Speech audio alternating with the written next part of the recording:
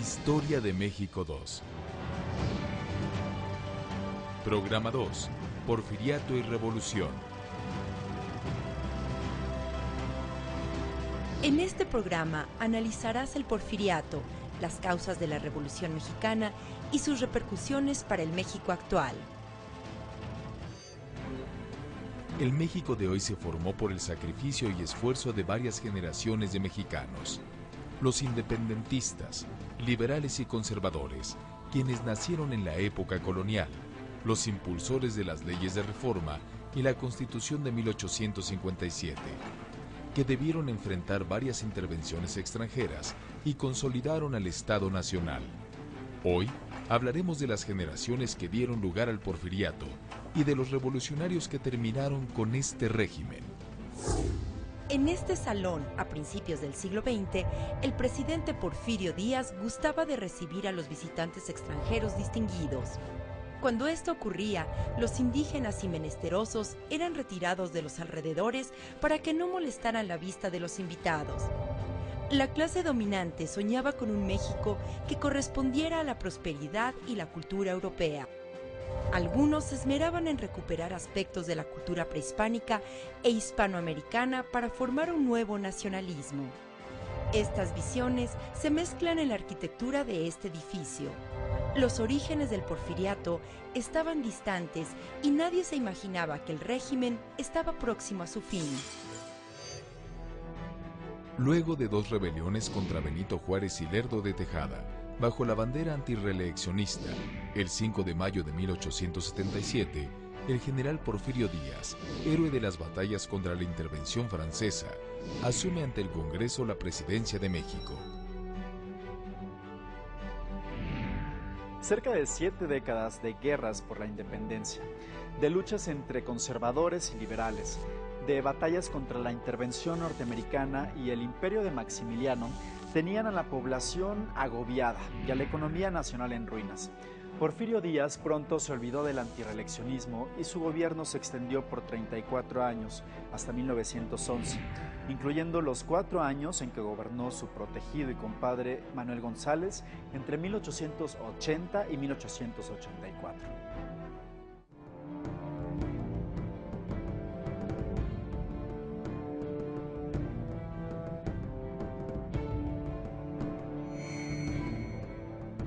La primera preocupación de Porfirio Díaz fue afianzarse en el poder y obtener el reconocimiento de las potencias extranjeras. Su primer periodo de gobierno, entre 1877 y 1880, lo dedicó a deshacerse de sus enemigos. Bajo la consigna de «mátalos en caliente», acabó con los opositores más radicales. Combatió a bandoleros que asolaban el país y a los indígenas rebeldes. Cuando alcanzó la pacificación casi completa, obtuvo el reconocimiento de los Estados Unidos de América.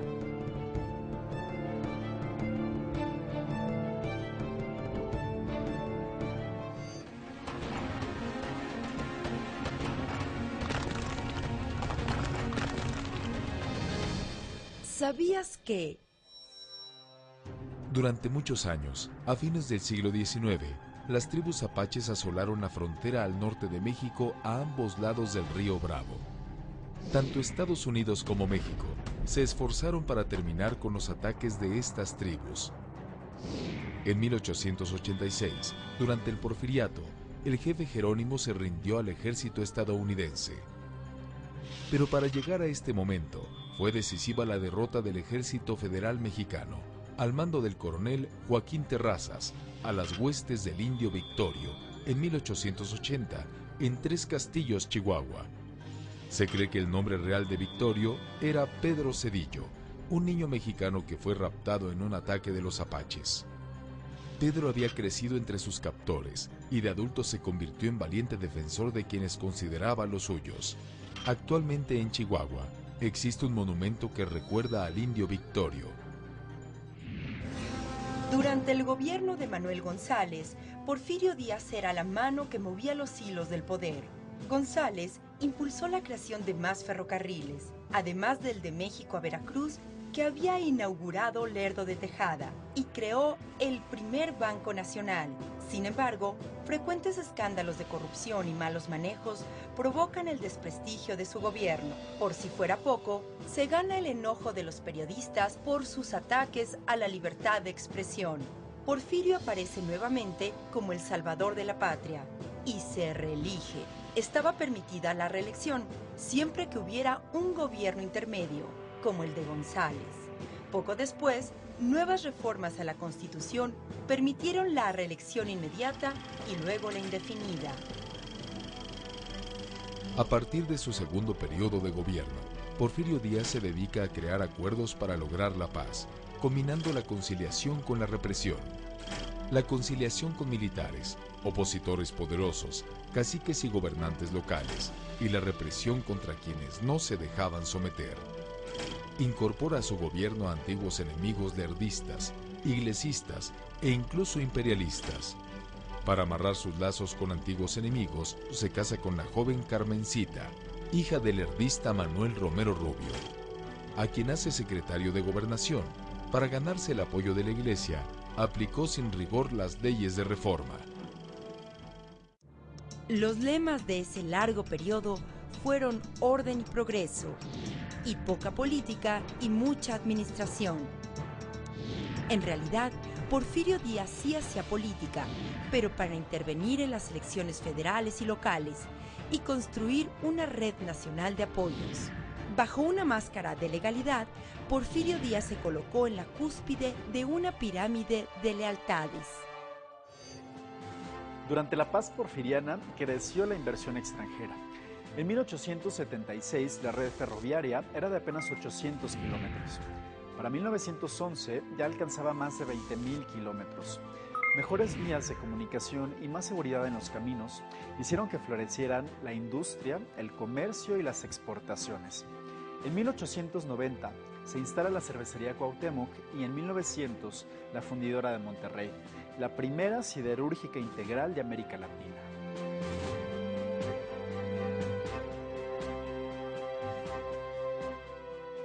Crecen los centros urbanos y la inversión se concentra principalmente en el norte, el Golfo y el centro del país. La llegada de la electricidad, la expansión del telégrafo y los inicios de la telefonía dieron un nuevo rostro a la vida económica nacional.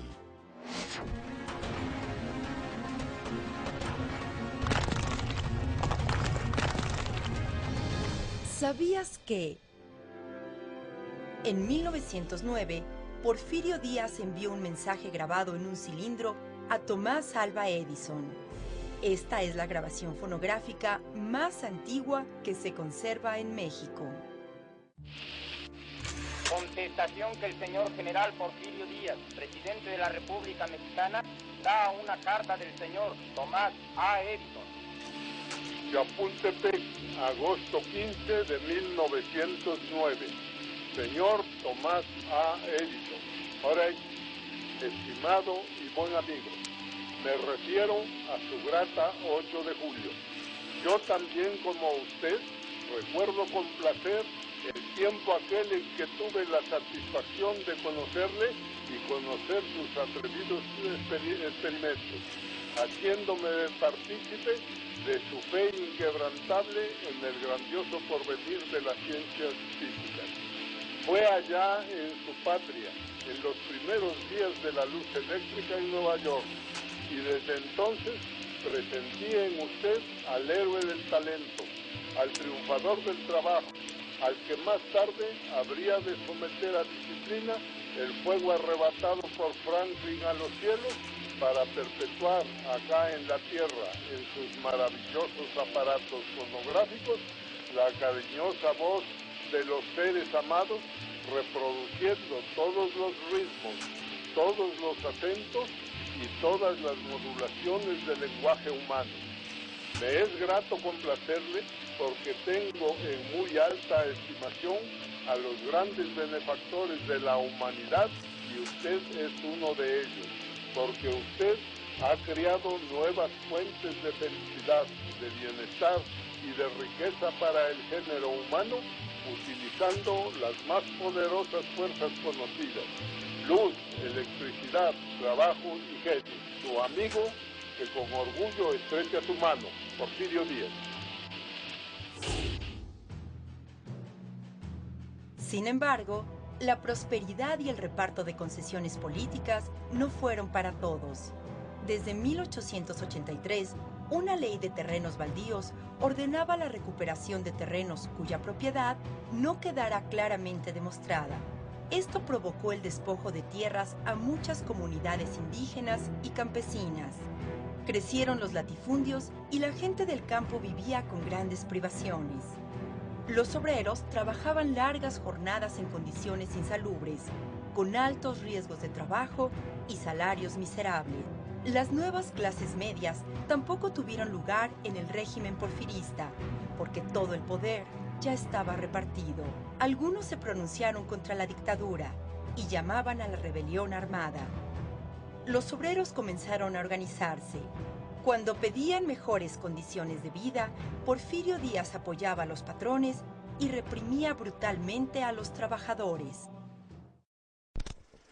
En circunstancias políticas que tienen que ver en primer lugar con la avanzada edad del general Díaz, porque la gente esperaba que pronto ocurriera algún cambio. Entonces hay un anuncio que él mismo hace en el sentido de que para 1910 se retiraría ya de la presidencia y vería con gusto un movimiento en el que se ejerciera el voto democrático. Entonces esta circunstancia política hace que mucha gente entre en actividad política buscando justamente la sucesión presidencial. Sociales, bueno, que hay ya una clase media incipiente pero activa, ilustrada, consciente de la necesidad de un cambio. La clase política también estaba dividida. En 1904, una parte del grupo gobernante, conocida como los científicos, que había contribuido a mejorar la economía del país, quiso apropiarse del poder, pensando que el presidente Díaz, ya de 73 años, estaba próximo a morir. Propusieron la creación de una vicepresidencia que daría lugar al relevo de Díaz cuando éste muriera y extendieron el periodo presidencial a 6 años. Díaz se reelige con Ramón Corral como vicepresidente. Entre 1900 y 1910, una crisis financiera estadounidense, la baja en los precios internacionales de las materias primas y un largo periodo de sequías provocaron desabasto, alza de precios, hambre y gran descontento entre la población y también entre los capitalistas mexicanos, molestos por el excesivo apoyo del gobierno a la inversión extranjera. Para lavar la cara del régimen ante el exterior, en 1908 el presidente Díaz concede una entrevista a un periodista de un pequeño medio estadounidense, en la que afirma que el pueblo mexicano está listo para gobernarse a sí mismo. Anuncia su retiro a la vida privada y se manifiesta de acuerdo con que se formen partidos políticos para competir por la sucesión de 1910. La entrevista se conoció en México, causando gran revuelo y entusiasmo entre la clase política y entre grupos opositores, especialmente en un hacendado de Coahuila, que desde 1904 estaba organizando un gran movimiento nacional contra la dictadura.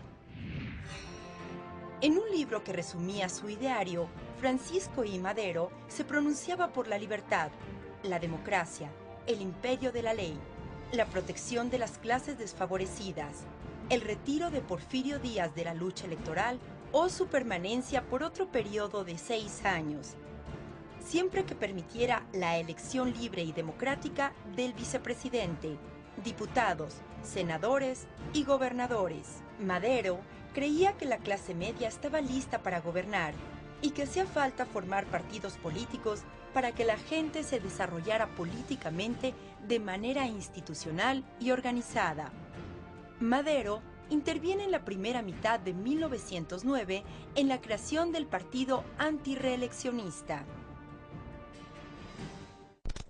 El libro La sucesión presidencial en 1910, el Partido Nacional Democrático, que Madero escribió durante 1908 como parte de su preparación para participar en la política nacional, refleja muy bien, muy adecuadamente la personalidad política de Madero.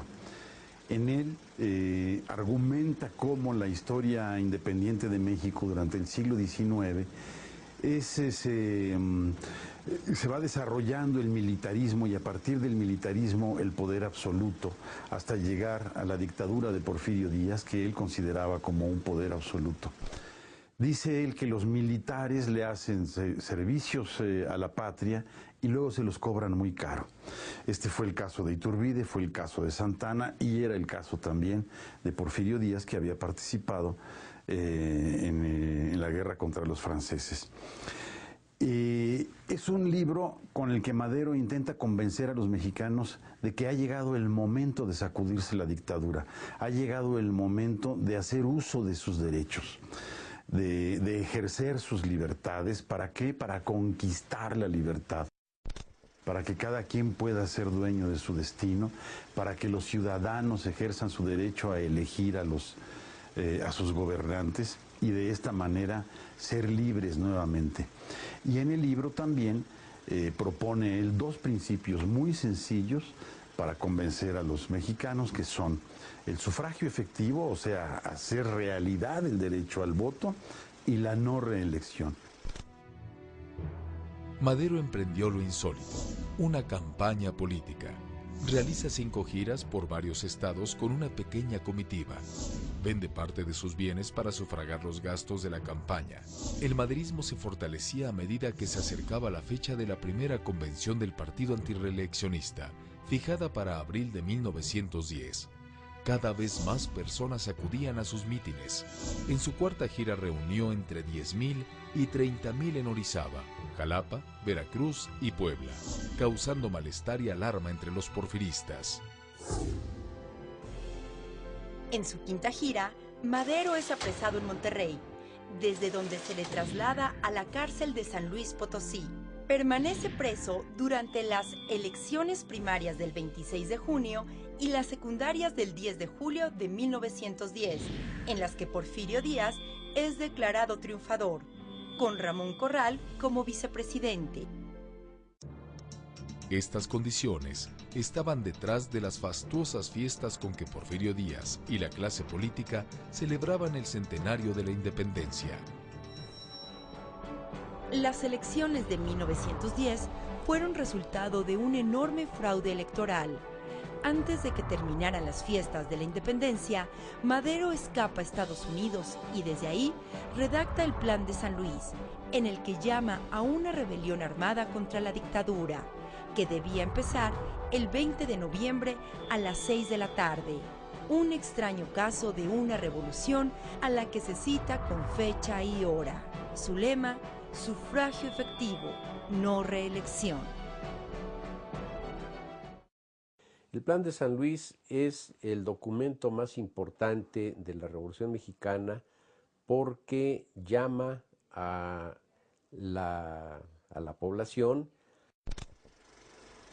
a manifestarse en contra de lo que él consideró, con toda razón desde luego, una tergiversación del proceso electoral ocurrido.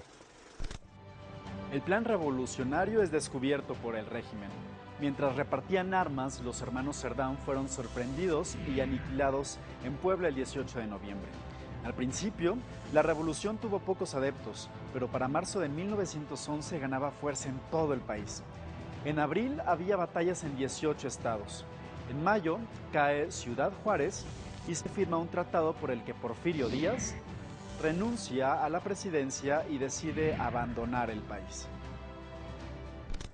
Se dice que Estados Unidos no apoyó a Porfirio Díaz, lo cual es relativamente cierto, pero tampoco es que le haya retirado algún apoyo especial que tuviera.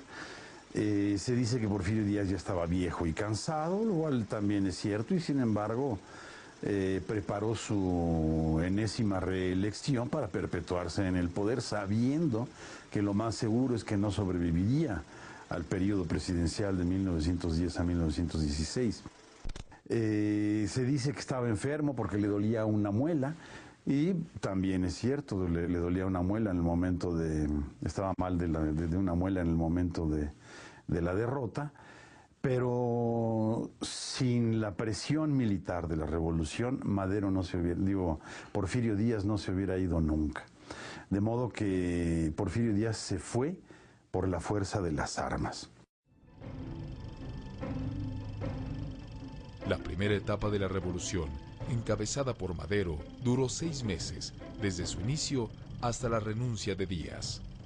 Posteriormente, la población inconforme se sumó a distintos líderes revolucionarios con diferentes proyectos para conducir a México. A la salida de Díaz, Madero reconoce al Congreso porfirista, el cual nombra un presidente provisional, mientras se realizan nuevas elecciones. En este periodo, afloran serias diferencias entre porfiristas y revolucionarios, y entre estos y Madero. Con Zapata y Villa se incorporaron a la revolución proyectos regionales, que exigían solución inmediata a sus demandas políticas y agrarias, como mejores pensiones a los militares revolucionarios y el reparto de tierras.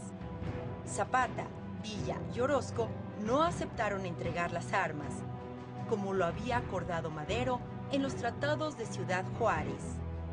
Madero gana las elecciones, acompañado de José María Pino Suárez en la vicepresidencia. El gobierno de Madero duró apenas 15 meses. En ese corto tiempo recupera terrenos nacionales para entregarlos a campesinos, apoya el crédito agrícola y la educación para el sector rural y los obreros. Actúa como mediador en los conflictos obrero-patronales. Como gobernante, fue congruente con sus ideas democráticas, y a pesar de ser atacado mediante el insulto y la calumnia por los poderes que habían sido serviles a la dictadura, se negó en todo momento a ejercer cualquier forma de represión o restricción de la libertad. Intentó sin éxito reconciliar a las partes en pugna. Las reformas de Madero dejaron insatisfechos a casi todos. Mediante levantamientos en el norte y en el sur, exporfiristas y expartidarios de Madero desconocen a su gobierno. Madero envía al general porfirista Victoriano Huerta a combatir a Pascual Orozco y lo derrota, utilizando para ello a antiguos compañeros de Orozco, como Francisco Villa. Madero creía haber logrado la paz al haber derrotado las 4 rebeliones, pero se equivocaba. En febrero de 1913, los militares exporfiristas Félix Díaz y Bernardo Reyes intentaron tomar el Palacio Nacional. Luego de gritar "ríndanse" a la guarnición del palacio, Reyes cae muerto a balazos. Lauro Villar, comandante de la plaza, queda herido. Toma el mando contra los sublevados el segundo militar de mayor rango, Victoriano Huerta. Los maderistas desconfiaban de la lealtad de este exporfirista. Huerta finge atacar a los rebeldes apostados en la ciudadela, mientras bombardea otras zonas de la ciudad. Finalmente, Huerta pacta con los rebeldes, aconsejado por el embajador de Estados Unidos. Madero y Pino Suárez son apresados y el 22 de febrero mueren asesinados. A este golpe de Estado se le conoce como la Decena Trágica. El acuerdo con el embajador norteamericano era que Huerta entregaría el poder a Félix Díaz. Sin embargo, mediante artimañas, Huerta se proclama presidente con el apoyo de casi todos los antimaderistas. El nuevo gobierno de Estados Unidos cambia de embajador y se niega a reconocer al gobierno de Huerta. La muerte de Madero provoca la indignación popular y de los maderistas. Se desata una rebelión contra Huerta. El gobernador de Coahuila, Venustiano Carranza, crea un ejército constitucionalista para derrocarlo y restaurar la legalidad.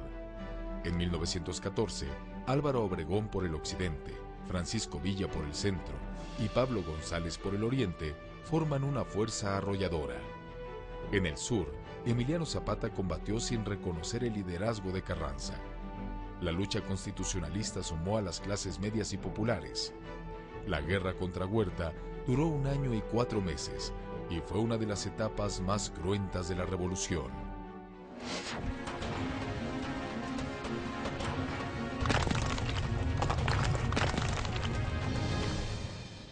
¿Sabías que durante la toma de Zacatecas por las fuerzas de Francisco Villa en 1914, murieron más de 10,000 soldados federales y 2,000 fueron hechos prisioneros? Durante la Revolución, más de 6 millones de niños y adolescentes sufrieron las consecuencias o participaron como tropa de combate o apoyo. Aunque hubo mujeres que apoyaron a sus hombres como soldaderas, quienes más padecieron fueron las niñas y jóvenes. El testimonio de una mujer sobreviviente, llamada Celedonia, relata cómo se escondía a las mujeres en un pozo en Guadalupe, Zacatecas. Casi sin tiempo para pensar, y ya bajando la escalera de tierra y palos del pozo, nos aventaron los rebozos y algunas tortillas, y taparon el hoyo con tablas y tierra. Pronto estuvimos todas como pichones, con mucho frío, acurrucadas y temblorosas en un rincón de la repisa, sin poder encender ni una vela, esperando, angustiadas, con la muerte abajo y con la muerte arriba. Todavía después de que se dejaron de oír los retumbos de la caballada, nos quedamos ahí durante un ratote.